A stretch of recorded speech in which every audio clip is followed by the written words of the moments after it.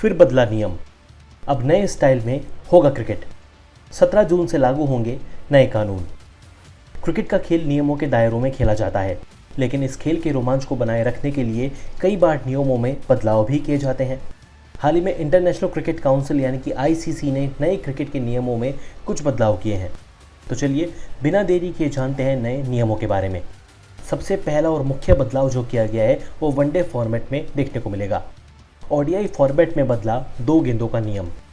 दरअसल ODI match में प्रत्येक पारी में यानी कि दोनों पारियों में अब तक 2 नई गेंदों का इस्तेमाल होता है, प्रत्येक छोर से एक नई गेंद। लेकिन नए नियम के अनुसार अब पारी की शुरुआत से 34वें ओवर तक 2 नई गेंद का उपयोग किया जाएगा, लेकिन ओवर 35 से लेकर 50 तक यानी कि आखिरी के 15 ओवर तक केवल एक गेंद सीधे रूप से इस्तेमाल होगी, जिसे बैटिंग टीम चुनकर दोनों छोर से प्रयोग करेगी। इस बदलाव का मुख्य उद्देश्य गेंदबाजों को देर की स्विंग और बॉल बैलेंस उपयोग की सुविधा देना होगा।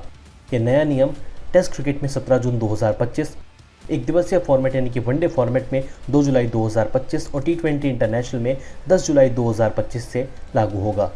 दूसरा जो नियम चेंज किया गया है वो कंकशन सब्स्टिट्यूट को लेकर है। अब मैच शुरू होने से पहले दोनों टीमों को कंकशन सब्स्टिट्यूट के 5-5 खिलाड़ियों की लिस्ट सौंपनी होगी। आपने देखा होगा आईपीएल में भी ये नियम देखने को मिलता है। हालांकि आईपीएल में हम इसको इम्पैक्ट प्लेयर के तौर पर देखते हैं, जहां पर हर एक कप्तान 5-5 प्लेयर की लिस्ट सौंपता है और 12वें ओवर तक इम्पैक्ट प्लेयर को हम मैच में देखते हैं। लेकिन कंकशन सब्स्टिट्यूट के नियम में भी अब ऐसा ही देखने को मिलेगा, यानी कि हर एक टीम को अपने 5-5 खिलाड़ियों की लिस्ट सौंपनी पड़ेगी।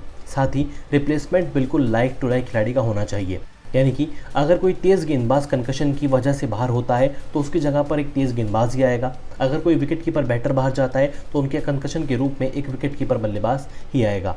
आप सभी को पता होगा साल 2025 की शुरुआत में इंडिया और इंग्लैंड के बीच 5 मैचों की टी20 सीरीज़ खेली गई थी, जिसके चौथे मैच में एक बड़ा बवाल देखने को मिला था। इस मैच में शिवम दुबे बैटिंग करने भारत के लिए उतरे। उन्होंने 4 शतकीय पारी खेली, उसके बाद वो फील्डिंग करते हुए भी दिखाई दिए, लेकिन अचानक से वो इंजरी के चलते मैदान से बाहर चले गए। उसके बाद टीम इंडिया के हेड कोच गौतम गंभीर और टीम इंडिया के टी20 कप्तान सूर्य कुमार यादव ने शिवम दुबे के कंकशन के तौर पर हर्षित राणा को मैदान पर उतारा था।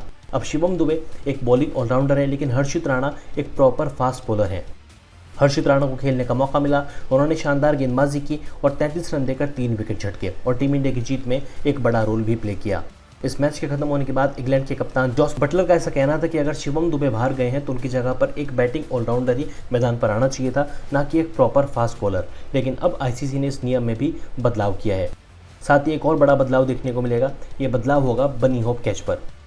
एमसीसी ने बाउंड्री के बाहर बनी होप कैचों को अवैध घोषित किया है। यह नियम कहता है कि फील्डर बाउंड्री के बाहर से गेंद को हवा में छू सकता है, लेकिन फिर उसे जमीन पर लौटकर फील्डर सीमा के अंदर उतरना अनिवार्य होगा। ये एक बार एयरबर्न टच के बाहर रहने वाली बाउंड्री घोषित होगी। यह नियम 17 जून 2025 से इंटरनेशनल क्रिकेट स्तर पर लागू होगा और एमसीसी के आधिकारिक लॉन्च में अक्टूबर 2026 से जोड़ा जाएगा। ये कैच आपको 2024 के टी20 वर्ल्ड कप फाइनल की याद दिला सकता है, जहां पर सूर्य कुमार यादव ने बाउंड्री क्रॉस करते हुए फिर बाउंड्री से बाहर निकलकर शानदार कैच लपका था और टीम इंडिया की जीत को पक्का कर दिया था। तो आईसीसी के नए नियमों को आप कैसे देखते हैं, कमेंट कर जरूर बताएं।